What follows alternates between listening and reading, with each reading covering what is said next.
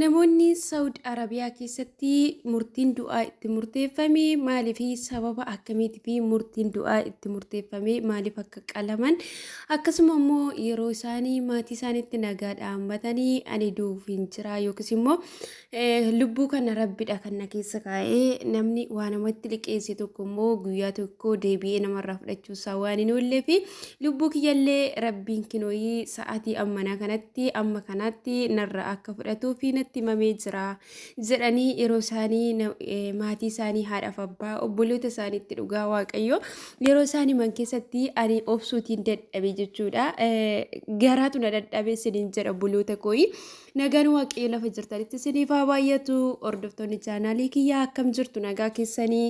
Ani baay'ee nagaa kootii waaqayyoof galannaa ta'u isinillee nagaa guddaa akka qabdan abdiin qaba siniin jedha ammallee jechuudha. Nagaa guddaa qabaadhaadha lafa jirtanitti amaan isiniin argini isiniin jechuutiin nan barbaada. Mee sagalee maatii isaanii yeroo isaanii rikoordiidhaan jechuudha. Ittaasa'anii isin dhageechisa jechuudha. Mee dhaggeeffadhaa dhugaa baay'ee tokko gara nama nyaata obboloota ko. Atiyooni fi ligii takka namarraa liqeeffat. Isirraa qaba san ligii sannaa fanni yoo sin jedhu horkachuun itaatiya. Taatuumi. Akkasii atis kaajabaadduuti anis rabbuma na uume santuutu lubbuuti janaa fidii jeebna irraa fudhachuu deema. Akkasiiti ammaan tana dhadhaammaddaa jaaniiti har'aan tana dhufanii waraqaa na fidanii. Akkasitti boru ganama isaa lamarratti naan jaani. Kudha lama hanga saa lama. Akkasitti saatana lamaan jidduutti beeyte. Wanni rabbi ani ammoo ati akka ummaatii yaa taatee wannan ta'iniiti. Yaa abbaa wanni akka ummaan taate yaa abbaa walumaa rabbi nama fudhatu. Lakkii waliin nu fudhachuu miti abbaa akkasii miti dhagaye. Ati jettuus yoo rabbiin jee malee wanni taatu hin jirtuuti beeytee rabbumaa tokkaan ilma keessan kana isin duroofe. Malee waan biraatii miti wanni takka wanni rabbiin jee oolchuu hin danda'anii beek. Yaa abbaa jiru meeqa muka jaan taatu ba'a. Wanni taatu abbaa kiyya numa sabbarta malee wanni biraa wanni takka wanni taatu hin jirtu sabbartee numa rabbi irratti saabamta innaan ani beekta ijoollee teenyarraas guddoon suma. Wallaahi waa takka waan yaaddu qabduuti ijoollee teenya tasii gadii sarafaa sabbarsiiftu mukaa malee anuma rabbiin tulsantu na dhufe ilma nama baasanii.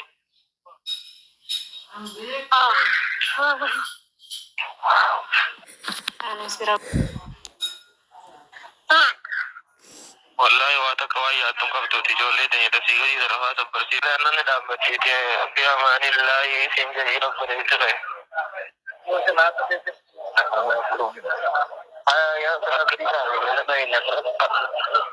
Akkasitti jabaadhaati galaataa fi hundaa'u masgidaalee jiru hundatti salaatul qaa'ii bakka daadhaa manatti naamee dhageesse.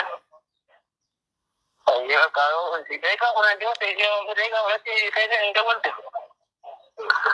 Eleen tuna gama horii baasaletti haafte jabaadhuuti abbaa guddaallee itti naa dhageesse salaamu alaikum du'aa sirnaa godhii siin jaajiirra. Egaa obboloota koo akkuma dhageessan kana jechuudha. Dhugaa dubbachuudhaa fi baay'ee tokko dadhabee jechuudha. Sagalee kana akka kanatti dhaggeeffachuun hinduutaa namatti baqa firoota keetitti haadhaaf abbaa obboloota keetitti nagaa himadhu gaafa isiniin jedhanii amma kanayyuu dhaabatteetuma jechuudha. Ani duufiin jira nagaa jechuun baay'ee tokko ulfaata jechuudha. Isaanis jechuudha akkuma keenya kana hojjetanii of jijjiiruudhaaf maatii isaaniitiifis immoo baqa nagaan galle jedhanii nagaadhaan hammatanii ba'anii har'a garuu ani nan du'aa garaa keessan kutadhaa nan eegina jedhanii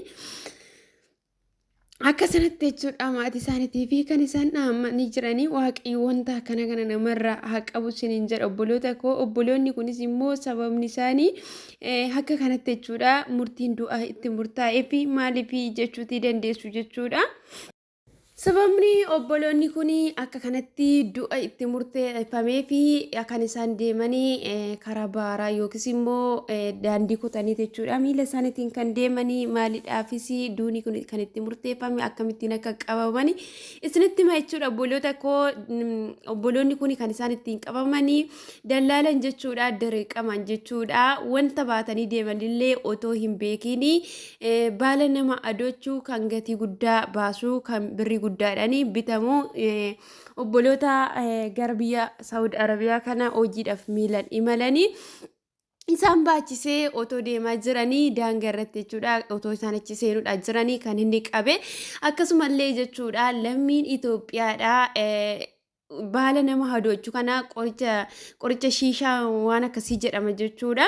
Isa kana fuudhanii nama adochuudhaan fi akka kanatti aseenaa jiru jechuudhaan mootummaa Saawudiillee maqaa Itoophiyaallee jechuudha karaa kanaan akka badu dubbatamaa jira jechuudha.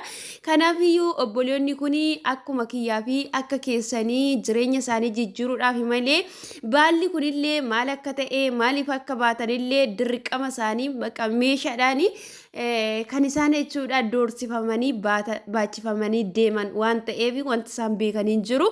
Garuu haa ta'uyyuu malee mootummaa Saa'udii yakka kana irratti erga qabamanii booddee namoonni baala sammuu namaa hadochuu kana of nama wallaalchisuu kana namoonni baatanii deeman kun mana seeraa jala adabaa jala erga hoolanii booddee akka kanatti duuti akka itti murtaa'u taasifamee jira sinin jedha. Akkasuma immoo lammii Oromoo qofa otoo hin taane lammii namaarallee lammii Itoophiyaa kan ta'e hunduma isaa of jalatti haammata jechuudha. Oromoo qofa miti wanti kun kan irratti raawwatamaa jirudha sinin jedha obboloota kooyi.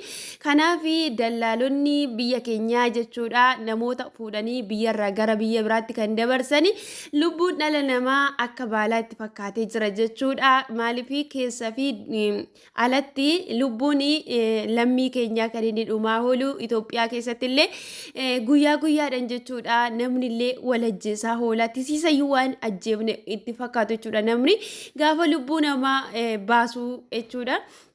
Waaqayyo garuu akka sanaan miti kan uume amma biyya lafaa kanarra jiraannutti eenyuyyuu lubbuu keenya irratti mootummaa akka qabaatu hin barbaadu jechuudha. Kanaaf waaqayyo wanta akkana kana nama hawalchu sinin jedha obboloota koo wanta jennu hin qabnu. Inni tokko itti fayyadamuudhaaf inni tokko immoo otoo hin beekin miidhama jechuudha. Otoo ta'ee jechuudha namoota akka kanatti dallaalota uummata miskiina kanatti taphatanii otoo isaan jechuudha qabanii seera jala oolchanii wanta barbaachisus immoo murtii barbaachisu irratti murteessanii bareeda. Garuu miskiina hojjetatee of jijjiiruudhaaf kan maatii isaa horii qaban gurgursiisee lafa isaan qaban gurgursiisee kan itti liqeeffatanii jechuudha biyyarra ba'anii akka kanatti nagaadhaan maddaa warra keessanitti qalamuudhaaf jirtu hinduutu bakka namatti nagaadhaan mattanitti dhaammadhaa jedhanii yeroo jechuudha biyyatti bilbilchiisanii akka kanatti itti haasofsisanii baay'ee tokko garaa nama nyaata sinin jedha obboloota koo. Egaa wanta goonuu hin qabnu namni kamiyyuu kan inni du'uu danda'u sababuma ta'eetis sinin jedha obboloota koo kanumaan duutuu kanumaan dhumtu jedheeti jalqabuma isaatirrayyuu barreeffameefii jira sinin jedha. Ittaasuudhaan namni kamiyyuu jechuudha gaafa manaa ba'uu otoo uumaa isaatiin of fuuldura buusee uumaa isaatiin akkuma amantaa isaatiiyyuu kadhatee manaa ba'ee baay'ee bareeda sinin jedha obboloota koo. Kanaaf isinillee adaraa keessan akka of hin daganne yeroo manaa baatanii yeroo raftanis yeroo kamiyyuu jechuudha jireenya keessan keessatti jiruu keessan keessatti uumaa keessaniin of fuuldura buufadhaa isiniin jedha obboloonni keenya. Hedduu isaanii wajjin ba'anii karaatti kan hafanii hedduu isaanii immoo numa wajjin ba'anii rakkina garaagaraa keessa kan jiranitu jiru. Isaan kan ammoo waaqayyooti isaaniin jaalatu waaqayyooti isaan jibba jechuu miti obboloota koo. Qoromsi numa jira waan hunduma keessatti immoo kan nama dabarsu amantaa qabaniin uuma ofii kadhachuudha sinin jedha. Kanaafiyyuu jabaadhaa amantaa keessan ini uumaa keessan kadhadhaa inni nagaan nu baase immoo hunduma keenyayyuu nagaan gara biyya keenyatti nu haa deebisu isiniin jechuutiin barbaada. Namoonni gaaffiif yaada kan qabudan akkasumallee qeeqa wanta barbaadan jechuudha. Yaada keessan komentii jala kaa'uutiin dagatinaa jechaati.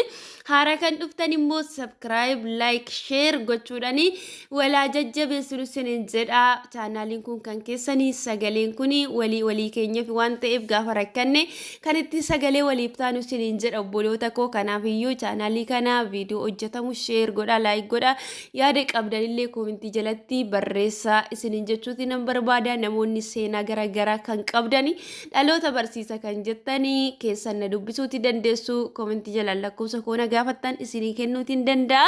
Kana isiniin jedha nagaan naa tura. Viidiyoo biraatti nama deebinee wal arginutti turtiin keessan turtii bareeda isiniif haa ta'u. Nagaan tura obboloota koo.